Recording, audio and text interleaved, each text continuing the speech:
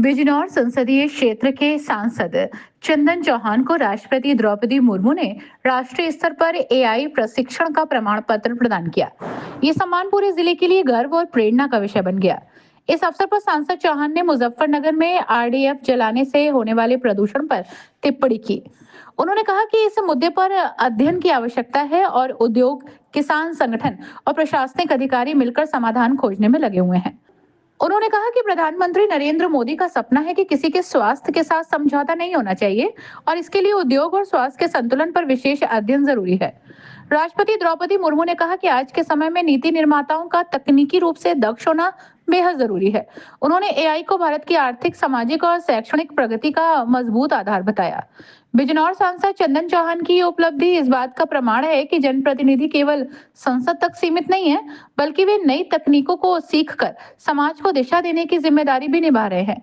AI जैसे उन्नत विषय में प्रशिक्षण प्राप्त कर सांसद ने ये संदेश दिया कि डिजिटल इंडिया और विकसित भारत के संकल्प में बिजनौर पूरी मजबूती के साथ खड़ा है। एसएसपी साहब से मिलने गए थे जी, क्या पूरा मामला है? सबसे पहले सभी पत्रकार साथियों को, आपको चैनल्स को नववर्ष की हार्दिक शुभकामनाएं। आज जनता की समस्याओं को देखते हुए तो जनता दर्शन का हमारा कार्यक्रम था, वहाँ लेके कई समस्याएं लोगों की इकट्ठी हुई, तो उन्हीं को लेके एक एक करके तमाम अधिकारियों से आज मिले, जनपद में अवगत कराए, उनका समाधान कराने का काम किया।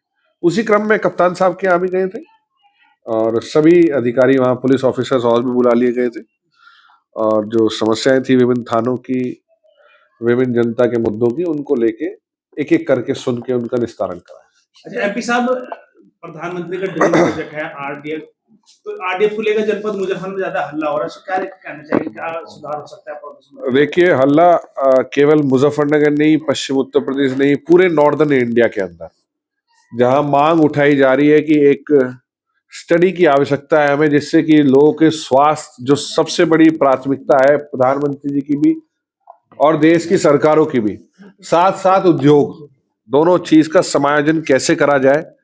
और मुजफ्फरनगर हमेशा, क्योंकि क्रांति की भूमि है हमारी, यहाँ हमेशा नए चीजों का हम शुरुआत करते हैं।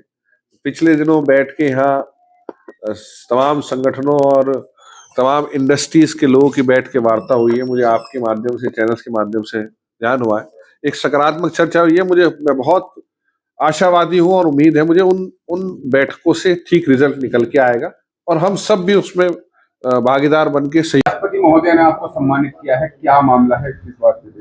देखिए, स्किलिंग फॉर एआई रेडीनेस का एक कार्यक्रम है सोर का, जो कौशल विकास मंत्रालय और आदरणीय जयंत चौधरी जी के दिशा निर्देश पे वो कार्यक्रम शुरू किया गया है, जहां 2026 के अंदर भारत एआई समिट का प्रतिनिधित्व कर रहा है। और ये सौभाग्य की बात है कि इतना बड़ा आयोजन प्रधानमंत्री जी के, नरेंद्र मोदी जी के नेतृत्व में हिंदुस्तान के अंदर होने जा रहा है। वहीं हमें अपने लोगों को एआई के लिए तैयार भी करना है।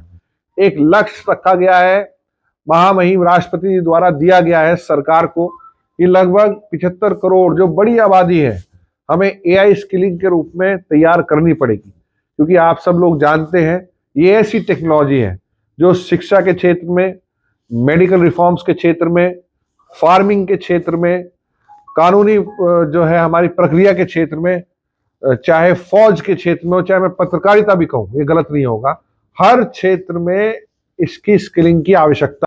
अपनी राय हमें कमेंट बॉक्स में जरूर दें।